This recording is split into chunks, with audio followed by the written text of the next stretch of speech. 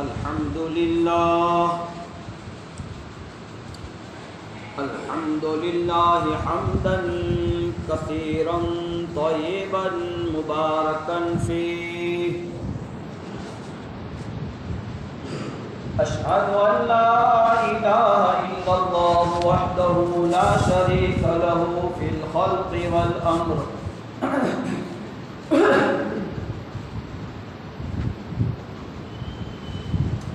ونشهد أن سيدنا ومولانا محمدا عبده ورسوله المبعوث إلى الأسود والأحمر المنعوت بشرح الصدر ورفع الذكر.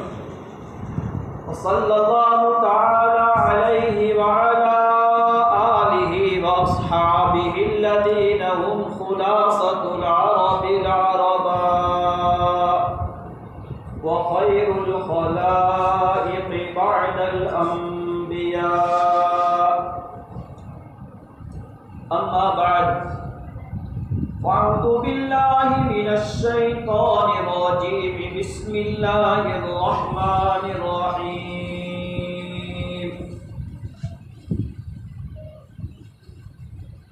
يا أيها الذين آمنوا قوا أنفسكم وأهليكم نارا وقودها الناس والحجارة أعدت للكافرين.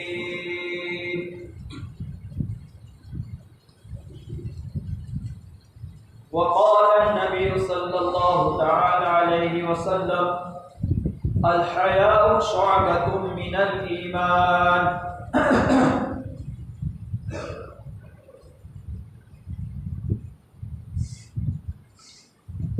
صدق الله العظيم وصدق رسوله النبي الكريم. محترم عزیز بھائیوں، بزرگوں، دوستوں، گزشتہ جمعہ میں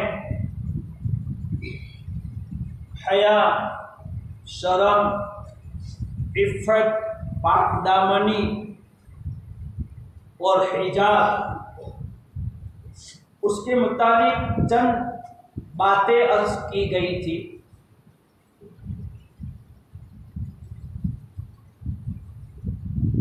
اس پہ یہ بات میں نے پیش کی تھی کہ بے سمجھ لوگ، علم سے کورے لوگ اس بات کو پھیلا رہے ہیں کہ قرآن میں حجاب کا حکم نہیں ہے. تو میں نے بتایا تھا کہ قرآن کریم میں 7 آیتیں حجاب کی ہیں. شرم، حیا، عفت، پاک دامنی پر، اور 70 حدیثیں، 70 حدیثیں پیارے آقا نے حجاب کے بارے میں بیان فرمائی.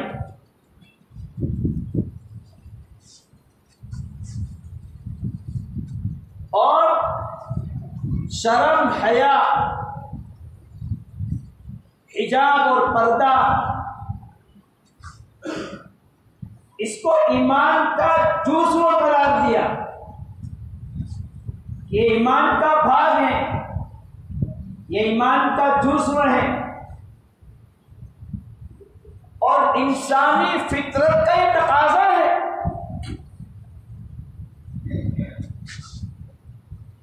انسان کی اللہ نے فطرت یہ بنائی ہے کہ وہ شرمیلا ہو. یہ فطری چیز ہے. حضرت آدم علی نبینا علیہ الصلوۃ والسلام جنت میں ہے.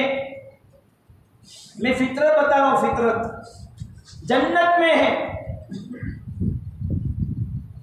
اور شیطان ہمارا کھلا دشمن ہے. شیطان نے یہ قسم کھائی ہے لآتینہم من بین ایدیہم ومن خلفہم وعن ایمانہم وعن شمائلہم ولا تجد اکثرهم شاکرین۔ اے باری تعالیٰ، تو نے مجھے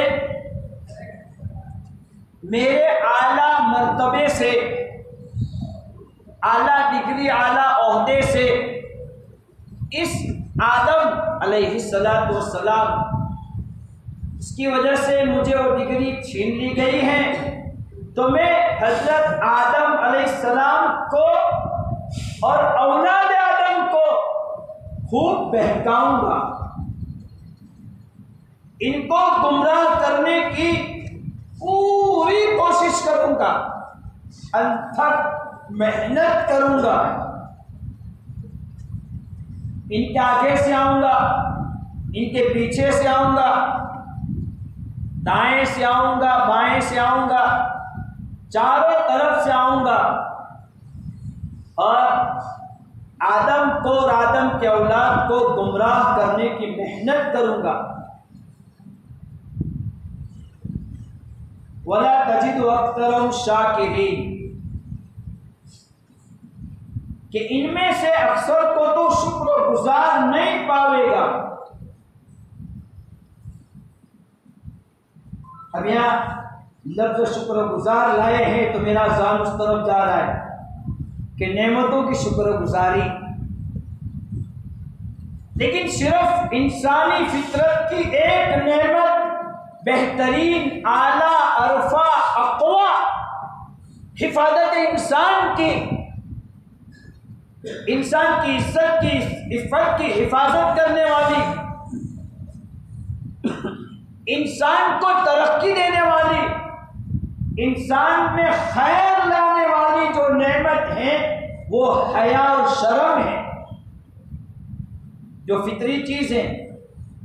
تو حضرت آدم علیہ السلام کو شیطان نے بہکایا، لمبا چوڑا واقعہ ہے، کبھی تخلیق انسانیت پر بیان ہوگا تو بتاؤں گا انشاءاللہ۔ خیر، حضرت آدم علیہ السلام یہ شیطان کے بہکاوے میں آئے، اور اللہ نے کہا تھا کہ آدم اس درخت کے قریب بھی مت جاؤ، وَلَا تَقْرَبَا هَٰذِهِ الشَّجَرَةَ۔ اللہ کی ایک عادت ہے، سنت اللہ جاری ہے کہ کسی چیز سے روکنا ہے تو اس کے قرب و جوار سے بھی روک دیتے ہیں، جیسے زنا، یہ بے حیائی کی انتہا ہے، تو اللہ نے کہا وَلَا تَقْرَبُوا الزِّنَا، زنا کے قریب بھی مت جاؤ، وہ اعمال وجود میں مت لاؤ جو اعمال زنا کی طرف مائل کرنے والے ہو، لہذا عفت میں رہو، اور عفت آئے گی شرم و حیا سے، تو شرم و حیا میں رہو۔ وَلَا تَقْرَبَا هَٰذِهِ الشَّجَرَةَ، لیکن شیطان نے بہکایا اور اس کے قریب گئے، تو جیسے ہی اس درخت کے قریب گئے، اس درخت کا پھل کھایا، ان کے بدن پر جو جنتی لباس تھا وہ اتر گیا۔ اب جنت میں اکیلے حضرت آدم علیہ السلام ہیں، لیکن مارے شرم کے، مارے حیا کے، یہ اپنے بدن کو پتوں وغیرہ سے ڈھانک رہے ہیں، پتوں سے اپنے آپ کو ڈھانک رہے، حالانکہ کوئی دیکھنے والا نہیں ہے۔ یہ انسانی فطرت ہے، لیکن شیطان نے جو وعدہ کیا کہ میں ان کی شرم و حیا کو توڑوں گا، تو آج پوری دنیا میں شیطان نما انسان جو ظاہر میں انسانی لبادہ پہنے ہوئے ہیں، انسانی شکل اختیار کیے ہوئے ہیں، انسانوں میں رہتے ہیں، لیکن وہ انسانیت سے نکل چکے ہیں. تو وہ لوگ شیطان کے نمائندہ بن کر انسانیت سے اس چیز کو نکالنا چاہتے ہیں. اس لیے وہ کہہ رہے ہیں کہ قرآن میں، حدیث میں حجاب اور شرم اور پردہ نہیں ہے. ارے جتنا قرآن نے شرم حیا کو بیان کیا ہے، اتنا اور کوئی کتاب میں اور کوئی مذہب میں اور کسی کمیونٹی میں اتنی اچھی باتیں اور اتنی زیادہ مؤکد باتیں آپ کو نہیں ملے گی.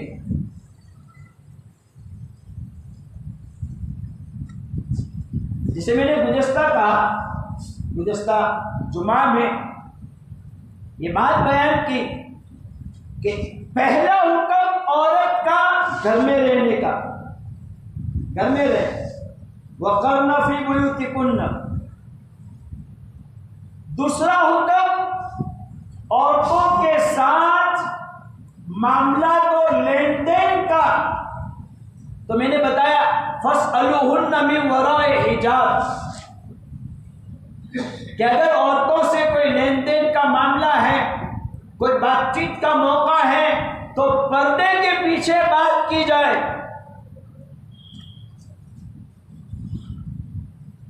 فَاسْأَلُوهُنَّ مِنْ وَرَاءِ حِجَابٍ ذَلِكُمْ أَطْهَرُ لِقُلُوبِكُمْ وَقُلُوبِهِنَّ کہ یہ پردے کے پیچھے بات کرنا اور پردے کے پیچھے رہ کر معاملات کو کرنا، یہ تمہارے دلوں کی بھی صفائی کا ذریعہ ہے اور ان عورتوں کے دلوں کی بھی صفائی کا ذریعہ ہے.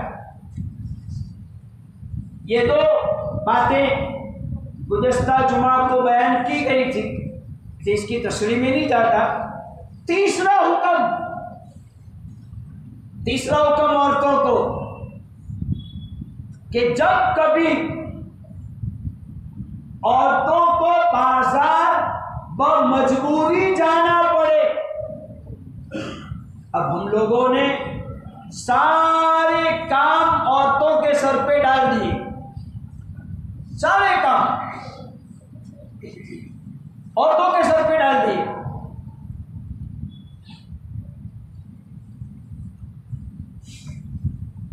بازار کا سودا عورتیں لائیں گی، کپڑے عورتیں خریدنے جائیں گی، یعنی بازار سے جو کچھ لانا ہے وہ عورتوں کے ذمہ ڈال دیا. حالانکہ عورتوں کے ذمہ یہ چیز نہیں ہے، یہ مردوں کی ذمہ داری ہے. اس لیے کہ عورتوں کو تو گھروں میں رہنے کو کہا، گھروں میں رہو، یہ باہر نہیں نکلے گی. ہاں، لیکن بدرجہ مجبوری کبھی باہر نکلنے کا موقع آ جائے تو قرآن کا تیسرا حکم یا ایھا النبی قل لازواجک وبناتک ونساء المؤمنین، اے نبی جی اپنی بیویوں کو، اپنی پاک عورتوں کو، امہات المومنین کو، وبناتک اور اپنی بیٹیوں کو، ونساء المؤمنین اور قیامت تک آنے والی مومن عورتوں کو یہ بات بتا دو، یدنین علیہن من جلابیبہن اپنے اوپر چادریں ڈال کر نکلا کریں. ذالک ادنیٰ ان یعرفن یہ اس لیے ہے تاکہ تم پہچانی جاؤ کہ یہ با حیا عورتیں ہیں، با شرم عورتیں ہیں، عزت کی حفاظت کرنے والی عورتیں ہیں، یہ اپنی عزت کی نیلامی کرنے والی عورتیں نہیں ہیں۔ ذالک ادنیٰ ان یعرفن، تاکہ تم پہچانی جاؤ، فلا یؤذین، تم پہچانی جاؤ تو اللہ ان بدماشوں سے تمہاری حفاظت کر لے۔ تو حفاظت کا ذریعہ حجاب کو بنایا، حجاب ڈال کے جاؤ تو حفاظت ہوگی، اور چلنے کا طریقہ سکھایا، مردوں کو بھی عورتوں کو بھی، کہ خالی مردوں کو نہیں۔ قل للمؤمنین یغضوا من ابصارہم، اے مومنوں جب بازار میں چلا کرو تو نیچی نگاہ سے چلاؤ، کسی کی بہن بیٹی کی عزت آبرو پر نگاہ مت ڈالو۔ عورتوں کو فرمایا وَقُلْ لِلْمُؤْمِنَاتِ يَغْضُضْنَ مِنْ أَبْصَارِهِنَّ، عورتوں کی جماعت جب بازار میں چلو تو نیچی نگاہ سے چلو۔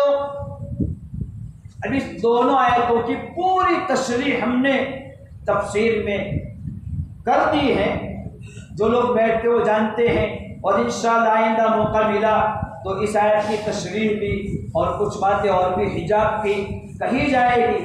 باتیں ادھوری گزشتہ بھی رہ گئی، ابھی بھی رہ گئی، حجاب کا مکمل بیان کر نہیں پاتے ہیں اور وقت پورا ہو جاتا ہے۔